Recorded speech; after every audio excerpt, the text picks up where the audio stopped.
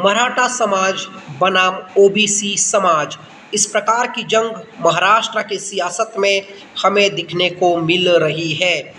मराठा समाज का one and only नेतृत्व कोई है तो वो है मनोज जरांगी पाटिल। तो दूसरी ओर ओबीसी समाज में छगन भुजबल सबसे सीनियर नेता है।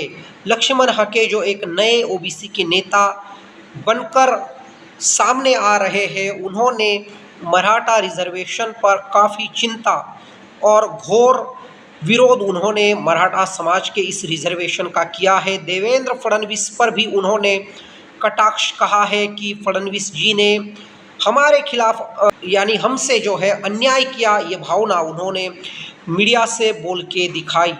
अब तक फडणवीस पर निराश न होने वाले लक्ष्मण हके इस बार मुख्यमंत्री पर भी निराश हो गए। लेकिन जो अध्ययन करने वाले लोग हैं, जिनका एक मराठा आरक्षण संबंधी हमेशा बोलने का उन्हें मौका मिला है या लोग उन्हें सुनते हैं, उनका कहना है कि मराठा समाज के साथ छल हुआ है और मराठा समाज को रिजर्वेशन मिल ही नहीं सकता।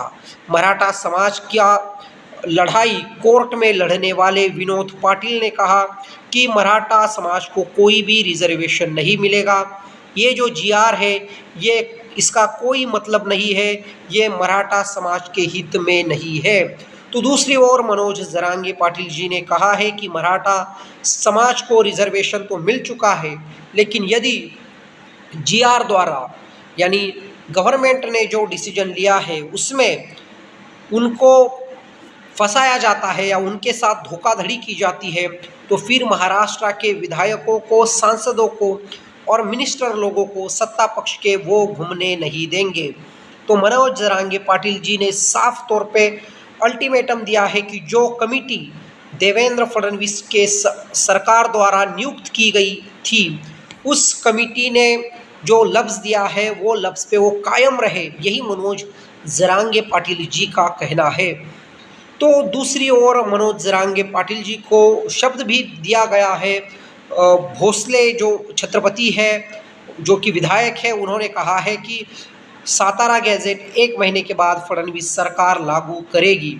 तो इस प्रकार से एक बहुत बड़ा तबका मराठा समाज का ओबीसी रिजर्वेशन में जा चुका है। अब ओबीसी समाज का जो रिजर्वेशन है उसका परसेंटेज बढ़ाने की ज़रूरत है। यदि परसेंटेज गवर्नमेंट नहीं बढ़ाती ओबीसी रिजर्वेशन का, तो फिर ओबीसी समाज के साथ साथ मराठा समाज पर भी ये जुल्म हो सकता है, क्योंकि बहुत बड़ा पॉपुलेशन अब ओबीसी में आ चुका है और